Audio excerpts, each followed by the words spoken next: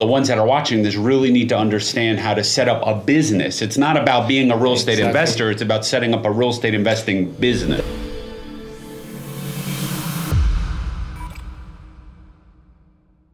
I tell people when they ask me, what is real estate investing? Okay, there are two types of investors. There are people who are real estate investors, okay, and there are people who are investing in real estate, okay? When I say real estate investor, I mean people who are focused on looking and finding for the deal. That's real estate investor. Real estate investor have to find a product all the time, and they have to be consistent. Without bringing the product, without having access to the product, without being to negotiate on the product, without being able to secure the position on the product, they're not going to be real estate investors. People who invest in real estate are a different character. Those people, they just want to buy a piece of real estate, and they want to have for example, passive income, or they want to have a management company that manages them for them, and they invest in real estate. Their job is not really real estate. They do other jobs. They can be stock market, can be work in jewelry or whatever, and real estate is where they park their money. So they invest in real estate. They're not really real estate investors. They invest in real estate. Real estate investors have a value to give to put in the table.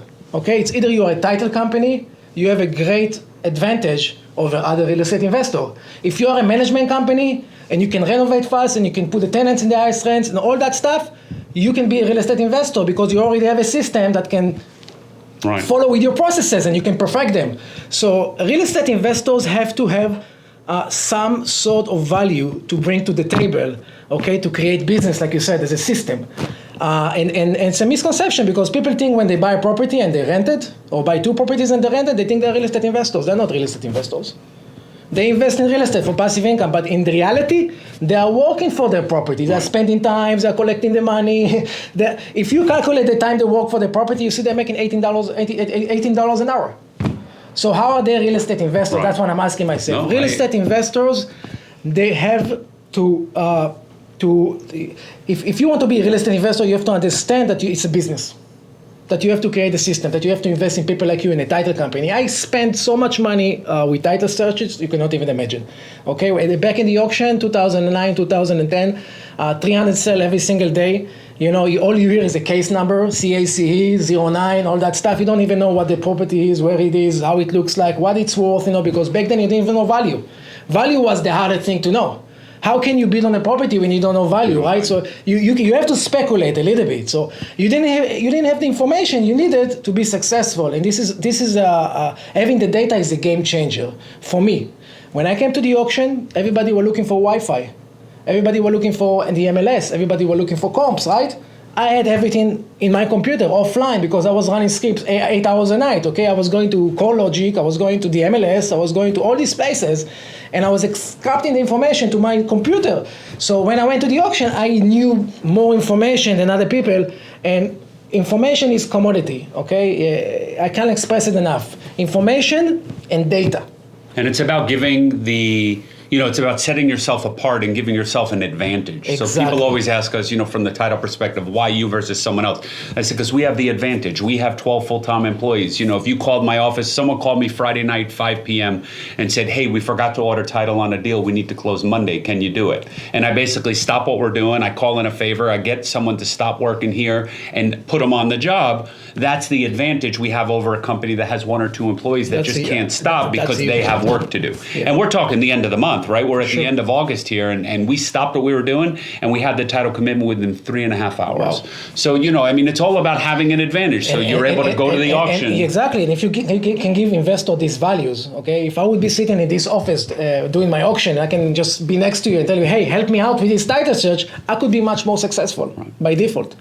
Because every day I'm using my title company. Every day I'm calling my attorney, okay? I'm not buying properties before I check title. Even when I buy off market, and even when I buy the auction. Most people, when they buy the auction, the first thing they do, they go and see the property. I don't go to see the property. I go to my attorney.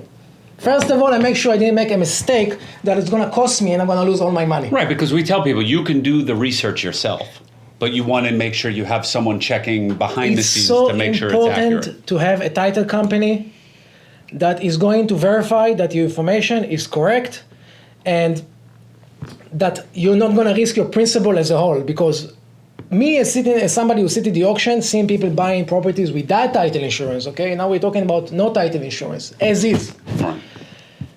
They are losing tens of thousands of dollars every single day because they are buying HOA liens, thinking they're buying a home. They are buying second mortgages, thinking they're buying a mortgage. They are buying mechanical liens and IRS liens and all kind of liens that basically means nothing, okay? It's like buying thin air, okay? And they're losing the money as a whole, meaning that they spent $50,000 thinking they're gonna make maybe $15,000 or $20,000 profit, but in the end of the day, they lost the $50,000, which is like something that unthinkable, you know? They don't really measure the risks, they only look at the profit, okay? And they don't wanna spend money, you know? Listen, one of my best spending during the course of investing in real estate was in my legal team. Okay, there was a time when I was buying HOA liens. I was buying foreclosures initiated by the HOA, and I was checking that the bank wasn't foreclosing yet. So this way, I managed to position myself on the title, knowing that there is a bank that is going to come and sue me. But at the same time, I had a strategy. I had an attorney that she's a foreclosure defense attorney, and she can fight that law case for 4 or 5 years while I rent that property. And while I rent that property, I create equity. The first 18 months, I break even. That was my formula. And then everything is 100%, 100%, 100%. And guess what? After 5 years, we're going to have a communication with the lender to do a short payoff. Why not to buy the property for them? Okay, so we already in the lawsuit, we already have a communication, right? We can do that. If that doesn't happen, we can always go in the auction, because it's gonna go to the auction, and we're gonna buy there. So what I teach people that they have to understand the off-market processes and how it works. All the problem that happens in the off-market, divorce, estates, probates, pre-foreclosures, all that stuff that is happening there, and nobody can see it, and nobody can understand the data, and title company can understand that. But most people cannot understand that data. This is where the gold is. Now, if you have the most information on the off-market products, okay, meaning that maybe you spoke with the owner, or meaning maybe you looked at the property, or meaning maybe you did your comps already on that property, you have more information than anybody else. That property at the end is going to come to the auction. There is no way around it. It's never going to get to the market before it goes to the auction. So you have all the off-market properties here, all the problem waiting to come to the market. But before it comes to the market, it has to hit the auction. And before it hits the auction, you can actually start a deal here. You don't have to wait for the auction. You can come to the person itself and say, listen, you are in pre-foreclosure right now, right? Your bank has accelerated your loan, right? You're going to pay attorney fees, interest, forced insurance, all that stuff on top of that accelerated amount. Why not take $20,000? Your problem is going to finish right away. Give us the deed for the property. I have a great title company. They're going to handle all the problem. If you have a violation, if you had issues with the title, that's what I do. I use my value, which is understanding real estate, understanding data, and having the funds. And then I'm going to the title company and telling them, hey, listen, I have this property. I'm going to close on it. What do you think? Can you close on it? If you're going to tell me you can close on it, I'm going to buy it right away. Right. Done deal.